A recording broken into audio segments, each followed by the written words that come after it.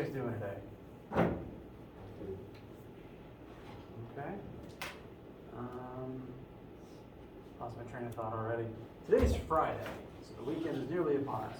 That is going to be a good chance to sleep in. Where's my... Okay, bless you. Today's Friday, right? Yes. Okay, thank you. Time is not an illusion, but it is weird and it is relative. So today is Friday, October the 5th. Lecture today we're going to continue covering Chapter 7, which is about rotational motion, and currently the Chapter 6 assignments are due Monday the 8th. So on that day, please do come prepared with any questions that you have while you're working on the assignment. Next week we should finish Chapter 7, and I forgot to do this, I apologize. I'm also going to be posting the Chapter 7 homework, but that's probably not going to be due until, I'm probably just going to set the due date a week after the current homework, just, I don't know, form that pattern. That should be fun. Yeah, I'll just set that pattern now. We'll continue talking about rotation today, keep looking at some examples of the rotational systems and how they compare to linear systems. Any questions about anything before we get started? All right. So, let's see. I believe we left off. We didn't quite have time to finish this example yet, but we did successfully find the number of radians that had elapsed as this car was decelerating. So, as a refresher for where we left off, and actually I should put this back on the board.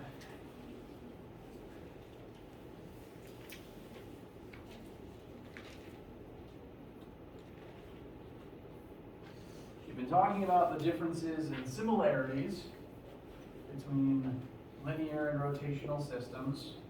Every linear concept thus far has an appropriate angular counterpart. And in the case of this specific vehicle, it was originally moving forward with some original linear velocity, which we do know, 29 meters per second. The initial 29 meters per second, and then the car begins decelerating at negative 1.75 meters per second squared. Tire radius, 0.33 meters. And as the car physically moves forwards, its wheels are going to be spinning at the same time. So I believe we determined the distance forward that the car would have driven, and then the subsequently related number of radians that the tires would have spun while doing that. Does that sound familiar, and is there any questions in this review? I should have posed those as entirely separate questions. Is this review, how's this? I need water already. It's early.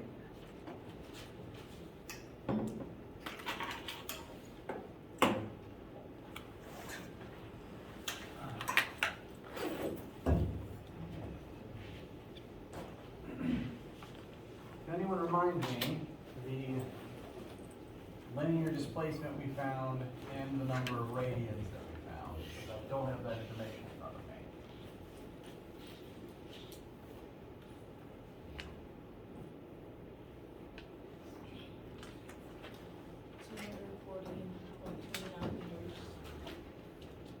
40.29. 728.14.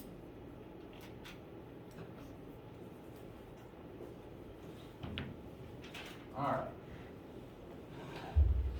So, car drifted forward quite some distance. As it was doing that, the wheels were still spinning, and this is the number of radians that they spun as they did that.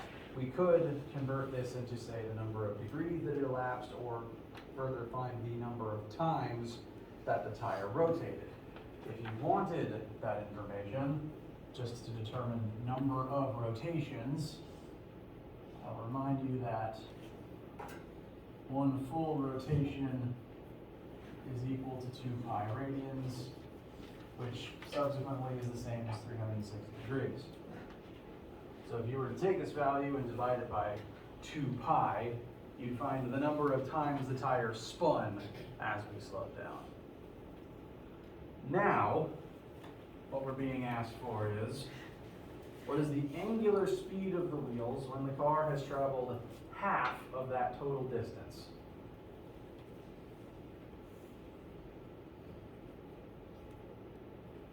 Now, like I said last time, there's kind of 2 routes we can take, and they will both get us to the same place. It's like, we're here, we want to be here, and we can go in either direction from point A to point B.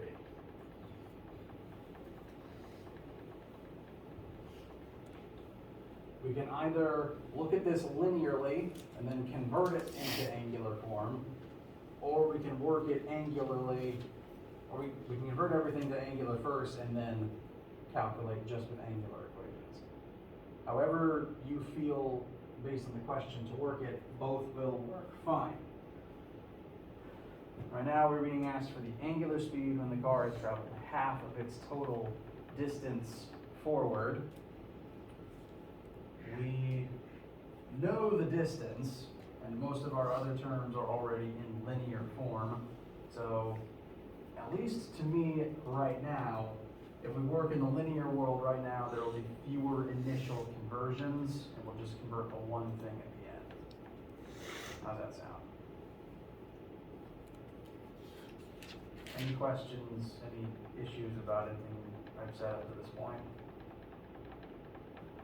Okay. So, half of this distance, we're literally just going to cut it in half.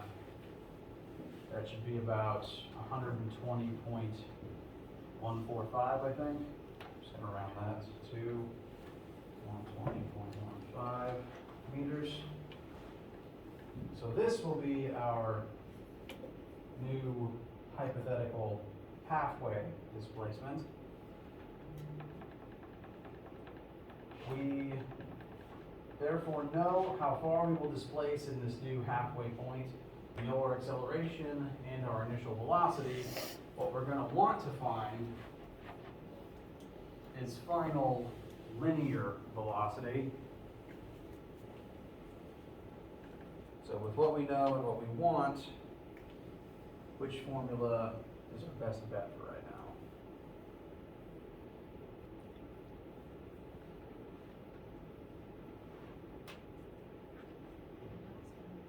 The last one, Formula 4, the odd stepchild of the fantastic four formulas, is becoming very useful as examples continue to not mention time. We want final velocity after a period of deceleration. We move some distance forward. We also know initial velocity. So Formula 4 will give us everything we want for right now.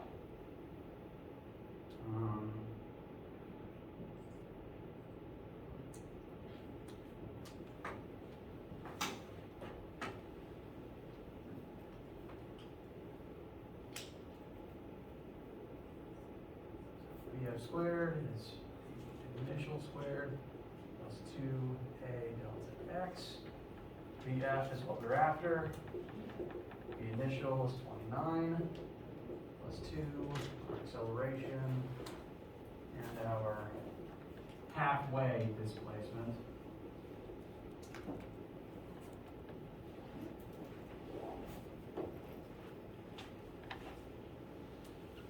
My 2 and my 0 bled into each other there. I apologize.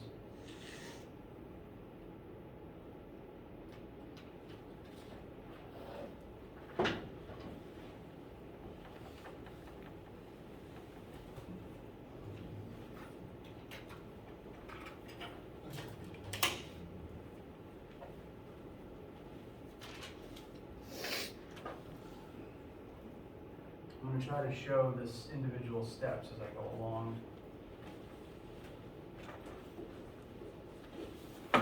29 squared becomes 841.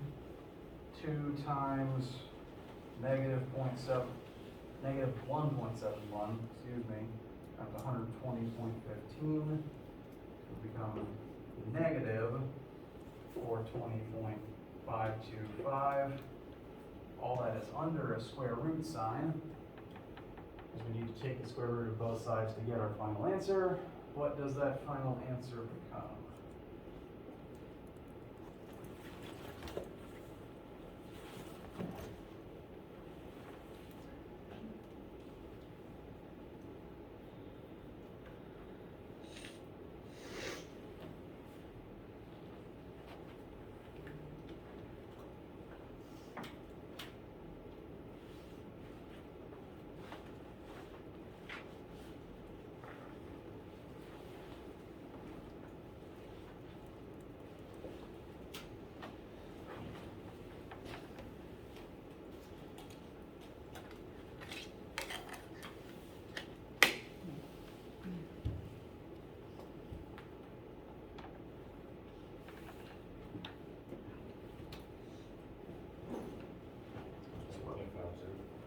Much. Winner actually, well, might just be differences in what calculators had. I've got about 21.51. That'll be in linear meters per second. So this is the linear velocity at that halfway point. We've half slowed down, maybe not literally, but at least in terms of our displacement we have.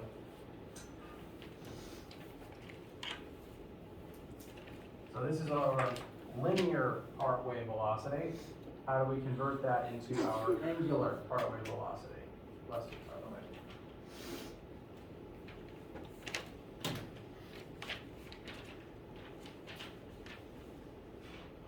Every single linear concept can be converted into its angular concept using a formula similar to this. To multiply the radius of the spinning object by the angular concept, it should give you the linear concept.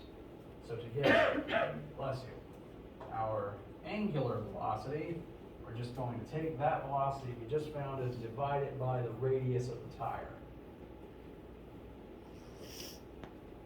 Therefore, 21.51 divided by 0.33.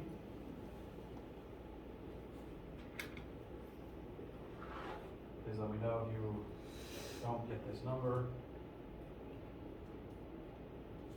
Should be 62.14 approximately radians per second. Any questions?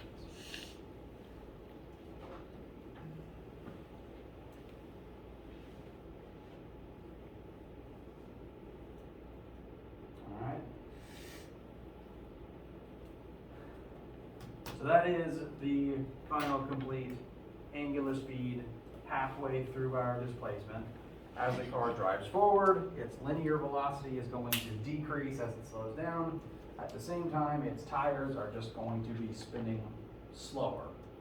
So notice that this final linear velocity, this halfway linear velocity is less than our original velocity. So we are slowing down, that makes sense.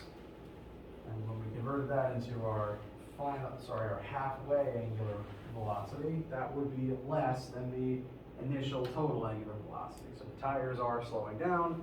All of this is consistent with what we would expect. The last thing on this particular slide is how many rotations per minute does this halfway angular speed correlate to? So we'll just quickly practice a RPM conversion. As a reminder, rotations per minute is, I think in most US cars, the RPM gauge is to the left side of the dashboard panel. I hardly ever pay any attention to it, but RPM is rotations per minute. It's the number of times your tires should spin in a minute based on the speed you're at and the gear that you're in. Radians per second and RPM measure the same thing, because rotations and radians measure the same thing, and seconds and minutes are just different units of time. So we can convert directly between the two. So we're starting with radians divided by seconds. To turn radians into rotations, we'll divide by 2 pi rad. The top will be 1 rotation. Like up here, 1 full rotation is 2 pi radians. We arrange it like this to cancel out radians to leave us with rotations. Then we want to cancel out seconds and replace them with minutes. Seconds is on the bottom over here, so we will put 60 seconds on the top of our conversion over 1 minute at the bottom. We'll end up canceling rotations in seconds, sorry, radians in seconds, and leave us with rotations over minutes. So this would be the number that the car would read out as RPM at that moment in time. So divided by 2, divided by pi, times 60. It's going to be a fairly big number. If you've ever paid attention to the RPM gauge in your car, it tends to read in several thousand at once. So these do tend to be pretty big numbers.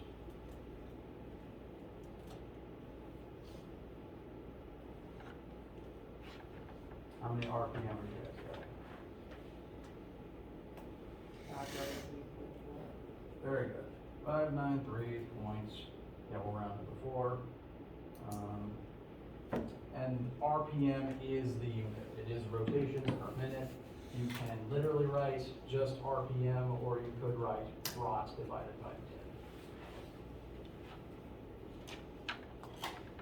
So that is our first angular example, worked all the way through to completion. How does this feel to you guys?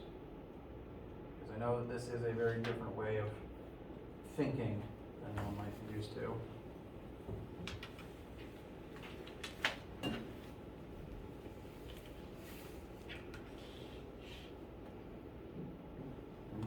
Any questions or issues at this time? Okay. Check something quick.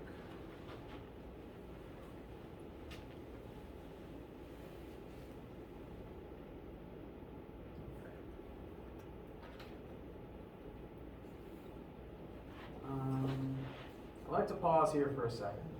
One, serve as a transition into a second question I want us to look at today. 2, I'm out of water. 3, I just want to remind everybody that, and I've probably mentioned this before, but I forget which lectures I said it to or not. I know I ask if you guys have questions constantly, and I honestly want to know if you're confused. Like literally, if anything doesn't make sense, please stop me. Tell me immediately, or raise a hand. If for some reason you just can't bring yourself to interject with a room full of people, I get that. Humans are scary sometimes. I want you to tell me outside of class. If you don't understand something, it will be a problem for you later if you don't address it. And if you don't understand something, it means I probably did a bad job explaining it. And I want to know so I can explain it better. So, resume in a second. I need more water. So, quick pause. Refresh yourselves as you need to, and I'll be right back.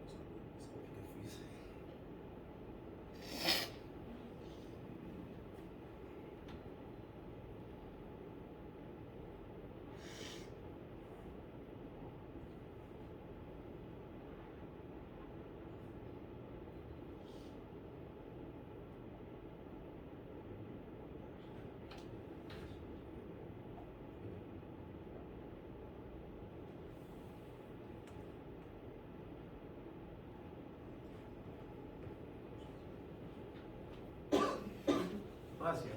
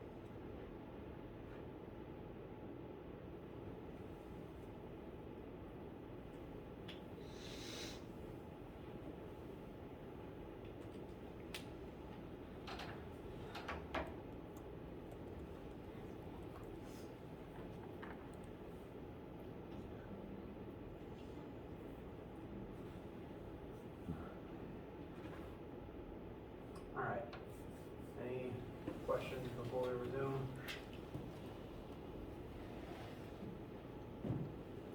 Okay.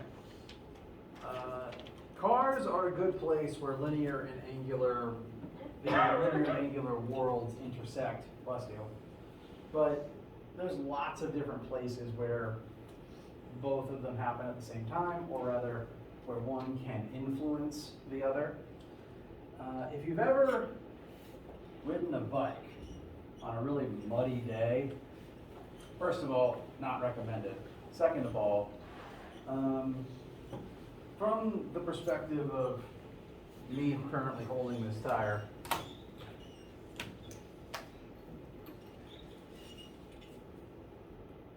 let's say that this is attached to a bike and the bike is going to roll that way. As it rolls this way, if it is, say, a rainy and muddy day, as the tire rolls, as the tire rolls, it's going to move forward being this way for right now. It's going to pick up a bunch of mud and dirt that's going to connect here as the tire touches the ground. As that mud is attached to the surface of the tire, it's also going to have the same angular speeds, accelerations, etc. while it's attached. So anything on the tire will move at the same rate the tire moves while it's attached. But in specific cases where an object is attached or holding on to a rotating object, you can occasionally get a situation where that object gets slingshot off of what it's attached to. So, say for instance, there's a bunch of mud on this tire, tire's rolling along, and the mud is attached right where my hand is. And you're going fast, you're moving along, there's still rain everywhere, and at a certain point that mud is just going to fly off of the tire, it's just going to disconnect and break away. In the moment, if we pause time right here, and this is the moment where that mud is going to let go, what direction is it going to go in? Up. Very good. Which is not good if you're the person riding the bike, because regardless of which tire it is, the mud's shooting straight up, it's probably going to hit you. Which is why, especially old bikes, tended to have mud guards over some of the wheels to help try to prevent that. And the reason this happens is, even the edge of the tire has, at every specific moment, an instantaneous linear velocity. As the tire spins, this piece of the tire, if we kind of pause time at every given moment, right now, this piece of the tire's instantaneous linear velocity points this way. It just came up and now it's moving this direction. But a couple seconds later, as that spot continues turning, now its linear velocity points that way. And this continues all the way around the surface of the wheel. This line is occasionally referred to as tangential velocity because it is tangent to the circle. It is always just touching the circle at one spot and no other spot on the line touches it besides that, either forwards or backwards. This might be ringing some geometry bells. I'm getting a few people nodding, which is good. And I bring this up now because in the moment where something holding onto a wheel lets go of the wheel, prior to letting go, it will have the same angular velocity as the rest of the tire. The moment it lets go, now all of its momentum is telling it, hey, keep going forward, keep going in the last direction you moved in. So if I let go right at this moment, that last tangential velocity pointed straight up. So anytime something comes away from a rotational movement, it tends to move in a straight line based on the tangent of the circle when it let go. This is the case for mud flying off of tires. This is occasionally the case if you ever played a game on a playground where someone would spin up the merry-go-round real fast and you'd be hanging on for dear life, and you would eventually let go and you'd fly away tangent to the circle, not straight outwards, but off tangent to the way you were connected to it. this happens surprisingly often. If you play baseball or tennis, the automated pitching machines tend to make use of this principle. They usually have two wheels, both spinning in such a way that if the ball is right here, the tangent velocity it receives from both wheels shoots it out that way. So, again, if you play sports, you've encountered this before as well. And I wanted to explain all this before I show you the next example, which is one that has been done in this department for ages. Dr. Rotacore, who is on sabbatical this semester, wrote this example many moons ago. I did it when I was in your seats. He likes to come up with some interesting situations. And this situation is a grasshopper on a record spinning on a record player, which, while physically different, still mirrors the math of dirt sticking to your bike tire before it lets go. So that's the situation we're going to look at here. We have a grasshopper attached to the very edge of a record, which means that the radius from the center to the grasshopper will be the radius of the disc as well. We'll just treat that as the case.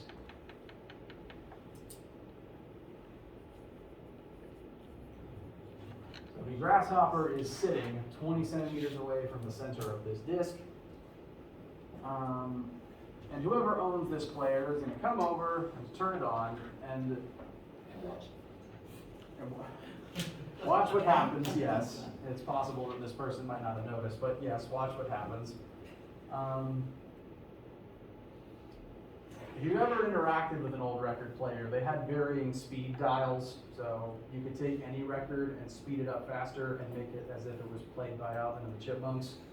Alternatively, you could play it slower and just see what happens.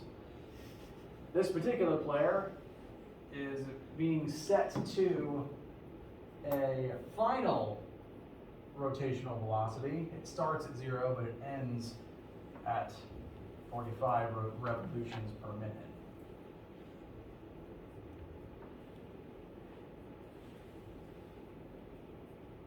Revolutions per minute, rotations per minute, they mean the same thing. I apologize for waffling terms. Rotations and revolutions will be roughly synonymous for this class. So revs per minute, or rotations per minute will be the same thing. And it takes 3 seconds to accelerate from 0 revs per minute to 45 revs per minute. Now, before we continue working, we should go ahead and convert things into the metric units that we actually want to be using. Even angularly, we still want meters over centimeters, so 20 centimeters should convert to 0.2 meters. Additionally, all of our formulas are designed for radians per second, so we should convert revs per minute back into radians per second.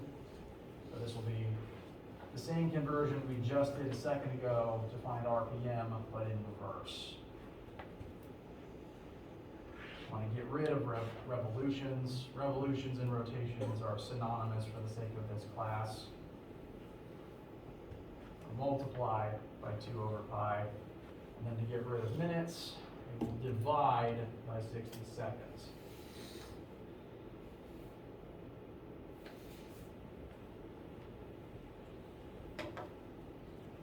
And I believe that's, please correct me if I'm wrong, about 4.7 rad per second.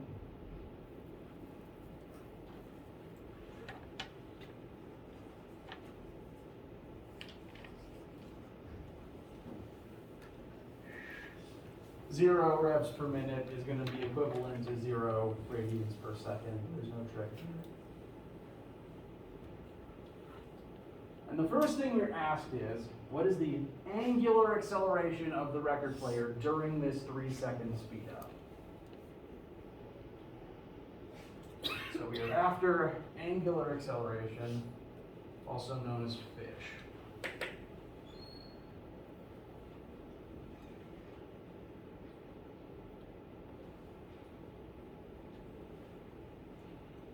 So, with what we know and what we don't know, we mostly know angular stuff, and we're after angular acceleration, so that's nice. With what we know and want, what formula should we use for the time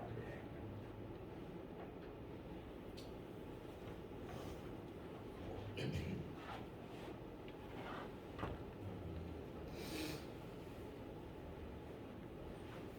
Radius, angular velocity final, angular velocity initial, that's time. We want alpha. Formula, wait, third from the top? Okay, yes. So this is the angular form of Fantastic Four equations number 2. This is just the definition of angular acceleration, which corresponds to the definition of linear acceleration. We do know the change in angular velocity, because we know its start point and its finish point. And we know how long this process takes, so it's a simple matter of division to find angular velocity, angular acceleration, excuse me. So we want to use radians if we can, so that'll be 4.7 minus 0, because we start at 0, and then divided by 3, bless you, by the way.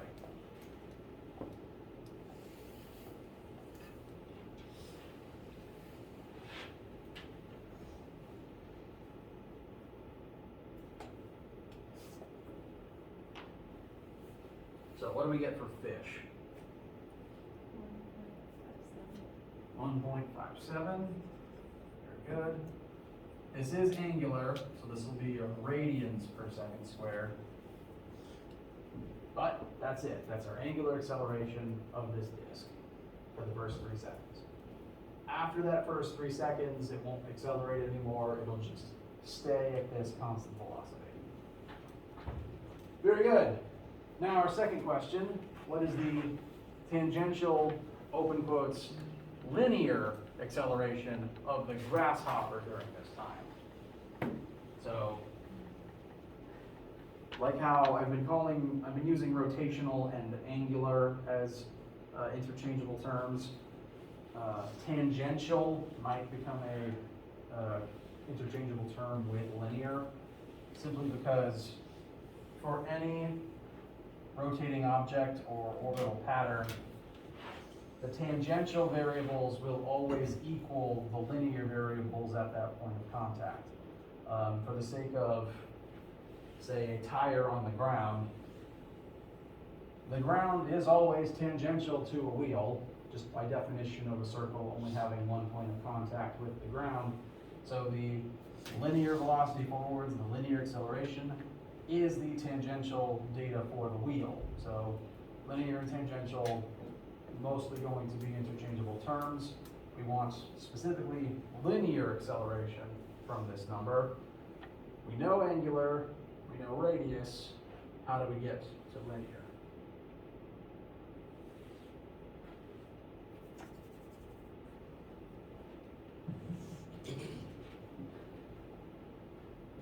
It's nodding. This is the marker I put away because it was dying. Bye-bye. Wow, I'm never going to make that shot again.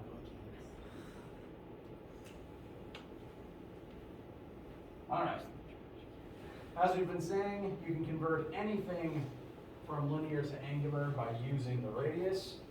Specifically, since we have angular and want linear, we're going to multiply by radius this time. So,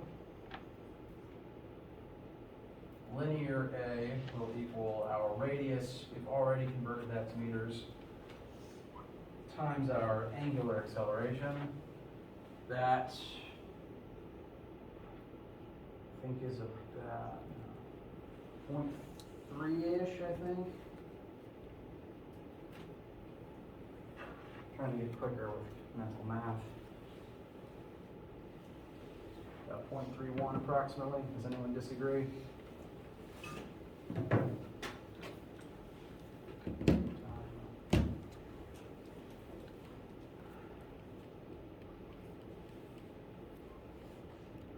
All right. So this then is the linear linear acceleration of the grasshopper. In those 3 seconds, every second that passes, it becomes 0.31 meters per second faster.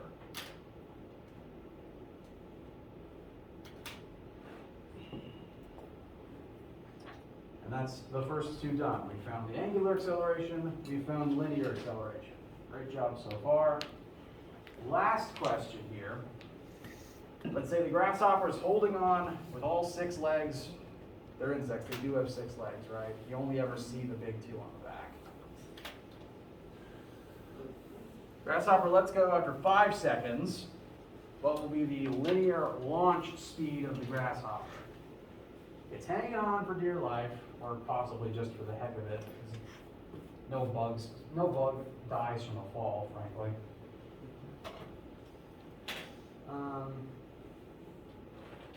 And specifically, let's go 5 seconds after the player starts. We know that it only takes 3 seconds to get up to top speed, because the question tells us this. Which means that even at the 4 second and 5 second mark, this should still be the disk's angular velocity. It doesn't get faster than this in this particular case. So if you were, say, reading this question and you thought, well, we should take the linear acceleration, use that with 5 seconds of time to find linear velocity, that's a good instinct, but in this specific scenario, the speed topped out here at the 3 second mark. Any confusion over that? All right, so this then is the grasshopper's maximum angular velocity. So it's the angular velocity it was going at the moment when it finally let go.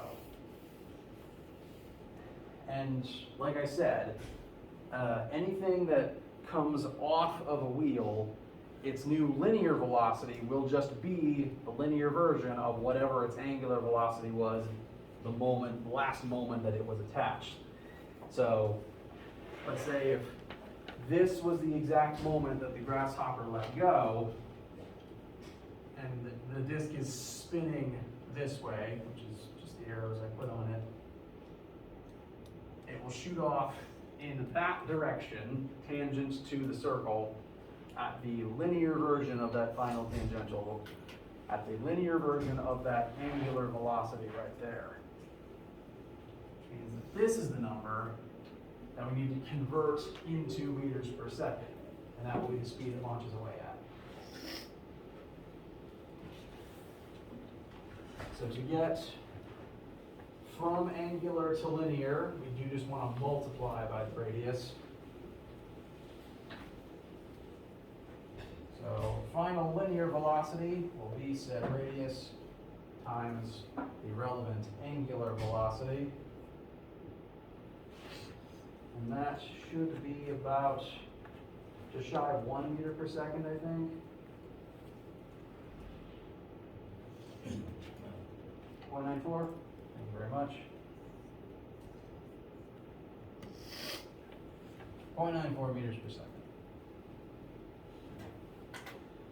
Does anyone disagree / anyone not approach these same numbers?